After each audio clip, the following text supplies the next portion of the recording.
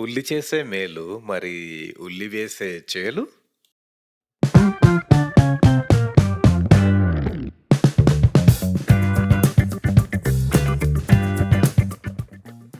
కూరైనా, pizza అయినా, బిర్యానీ అయినా ఉల్లిపాయ లేకుండా ఏది పూర్తి కాదు.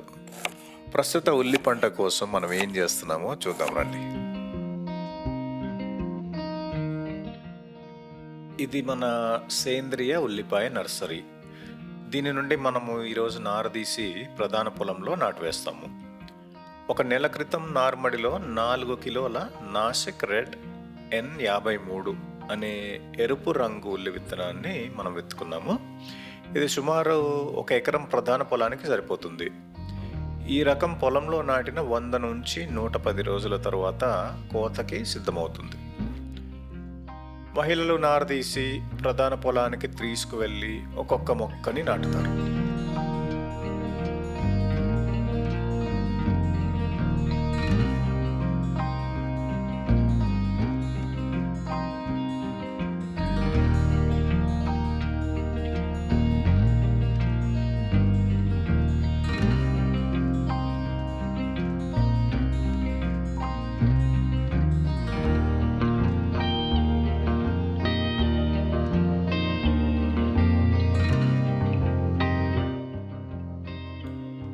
ప్రధాన పొలాన్ని దున్నుకొని మొదటి దశలో 1/2 ఎకరం భూమి సిద్ధం చేసుకున్నాం. 1 మీటర్ వెడల్పుతో పొడవైన బోదెలను చేసి వాటిపైన డ్రిప్ పైపులను ఏర్పాటు చేశాము. భూమిని మెత్తగా చేయడానికి రాత్రంతా బోదెలను తడిపాము. దీనివల్ల నాటు వేయడం సులువు అవుతుంది.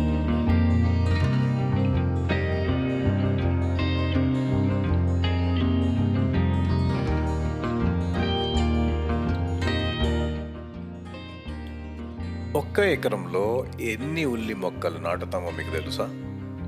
ఇది సగటున 1,00,000 మొక్కలు. ప్రస్తుతం 1/2 ఎకరం కోసం 6 మహిళలు 4 రోజుల పాటు నాటువేశారు. అంటే రోజుకి ఒక్కొక్కరు 2,000 మొక్కలు పొట్టి చేతులతో నాటారు. ఈ పని ఎంత శ్రమతో కూడుకున్నదో, కష్టతరమైనదో మేము ఊహించుకోవచ్చు. ఈ వాతావరణం చల్లగా ఉంది, కొద్దిగా ఎండ కాస్తూ ఉంది, కొద్దిగా గాలి కూడా వీస్తూ ఉంది.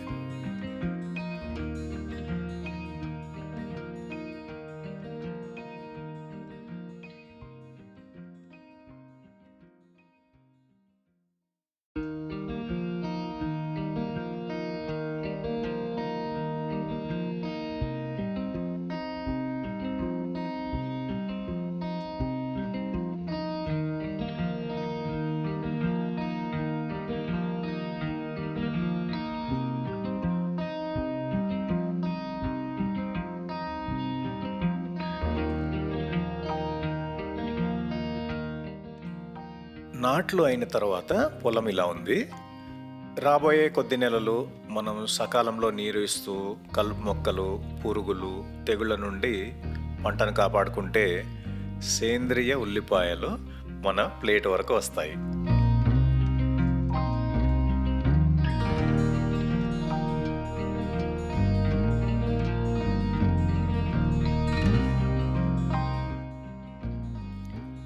మన బృంద సభ్యులు స్ప్రింక్లర్ పైపులని పొలం ఒక చివర నుండి మరొక చివరికి తీసుకువెళ్తున్నారు. ఒకేసారి 4 పైపులను తీసుకువెళ్ళడం ఖచ్చితంగా అంత తేలికైన పని కాదు. నీటిని పారబెట్టగలిగిన మనం స్ప్రింక్లర్లను ఎందుకు ఉపయోగిస్తామో మీకు తెలుసా? ఆలోచిస్తూ ఉండండి. నేను ఈ ప్రశ్నకు వీడియో చివరిలో సమాధానం ఇస్తాను.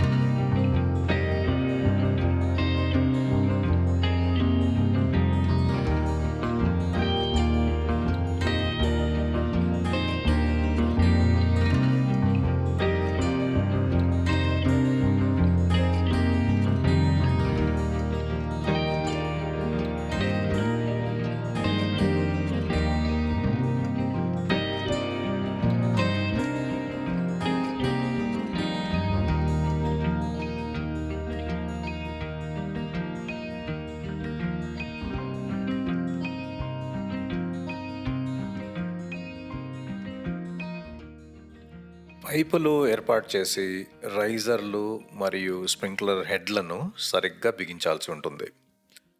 పంపులు స్విచ్ ఆన్ చేసి సరైన ఒత్తిడి ఉండేటట్టు చూసుకుంటే నీరు సమానంగా జల్లబడుతుంది. పైపులను ప్రతి అరగంట నుంచి గంటకు జరుపుతూ ఉండాలి. ఈ చిన్న పంటలతో పాటు మనకి చెట్లకు కూడా నీరు అందుతుంది కాబట్టి వాటికి విడిగా నీరు పెట్టాల్సిన అవసరం లేదు.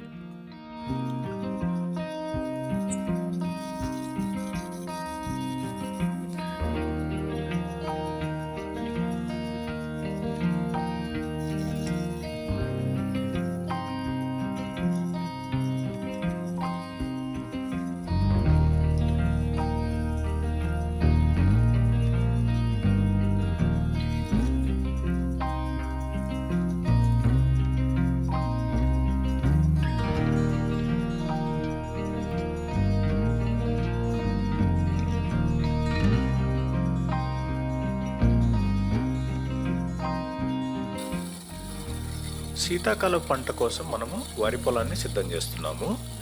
జీలుగను పచ్చిరొట్ట పంటగా విత్తుకొని బావి నీటితో సాగు చేస్తున్నాము. సేంద్రియ వరిలో పచ్చిరొట్ట చాలా ముఖ్యము. ఈ పచ్చిరొట్ట పంటల గురించి ఇంకో వీడియోలో మాట్లాడుకుందాం. మన ఆర్గానిక్ కంది సిద్ధంగా ఉంది. మరికొద్ది రోజుల్లో పంట కొయ్యడానికి ఆలోచన జరుగుతూ ఉంది.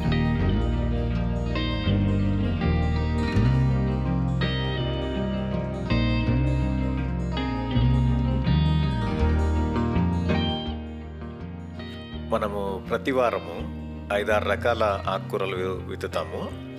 ఇవి తోటకూర, మెంతికూర, కొత్తిమీర, చుక్కకూర, గోంగూర మొదలైనవి.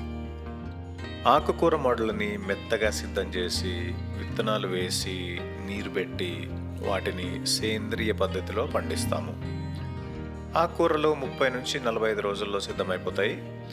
సేంద్రియ ఆకుకూరలు ఎంత విలువైనయో మనకు తెలిసిందే. ఆకుకూర మడులు పూర్తిగా పెరిగినప్పుడు రంగురంగులతో కనిపిస్తాయి. ఇది మరొక వీడియోలో చూద్దాం. ఇంతకుముందు అడిగిన ప్రశ్న, స్ప్రింక్లర్లు ఎందుకు లాభదాయకం? పారబెట్టడంతో పోలిస్తే స్ప్రింక్లర్లు నీటిని ఆదా చేస్తాయి. బసవ, భైరవ మన ఎద్దులు. శ్రీను వాటితో కలిసి పెసర పంట వరుసల మధ్యలో గుంటకు నడిపిస్తున్నాడు.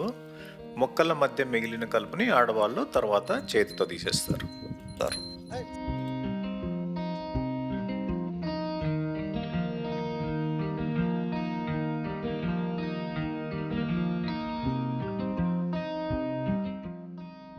ఇలానే అప్పుడప్పుడు వచ్చి మన పంటలు ఎలా ఉన్నాయో చూస్తూ ఉండండి. అలానే మీ పిల్లలకు కూడా మన ఆహారం ఎక్కడి నుంచి వస్తుందో చూపించండి. సబ్స్క్రైబ్ చేసి ఆ పక్కన ఉన్న బెల్ ఐకాన్ నొక్కితే మీకు మన వీడియోలు పెట్టినప్పుడల్లా ఒక అప్డేట్ వస్తుంది. అలానే మనకి పొలాలు కనుక నచ్చినట్లయితే ఒక లైక్ కూడా ఇవ్వండి.